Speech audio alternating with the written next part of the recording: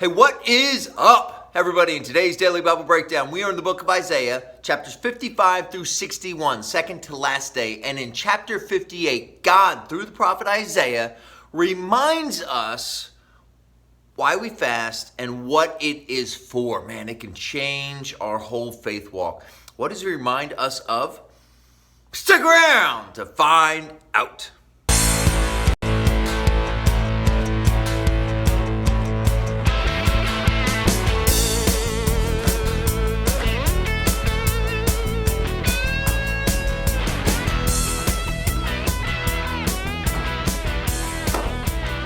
Hey, what is up, ladies and gentlemen? Bob Garvey with the Bible Strength Project.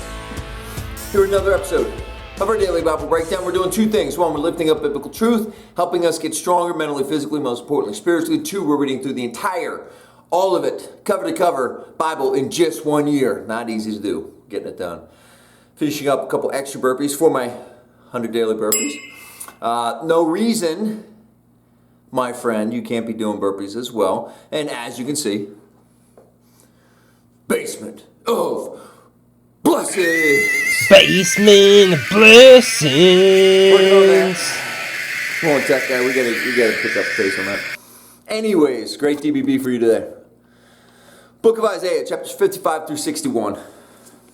God's calling out the Israelites. When they fast, if you practice fasting, pay attention. If you don't practice fasting, you should. He says, yet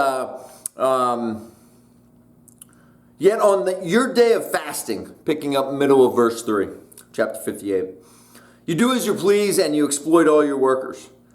Your fasting ends in quarreling and strife and in striking each other with wicked fists. You cannot fast as you do today and expect your voice to be heard on high. So you can't just go through the motions.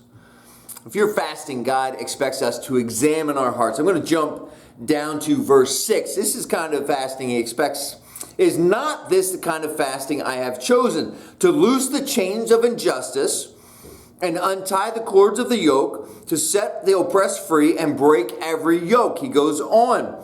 Is it not to share your food with the hungry and to provide the poor wanderer with shelter, when you see the naked to clothe them and to not turn away from your own flesh and blood? Then your light will break forth like the dawn and your healing will quickly appear. Then your righteousness will go before you and the glory of the Lord will be your rear guard. Then you will call and the Lord will answer. You will cry for help and he will say, here am I. Listen, this Christian walk, this whole faith thing, God requires us to love others.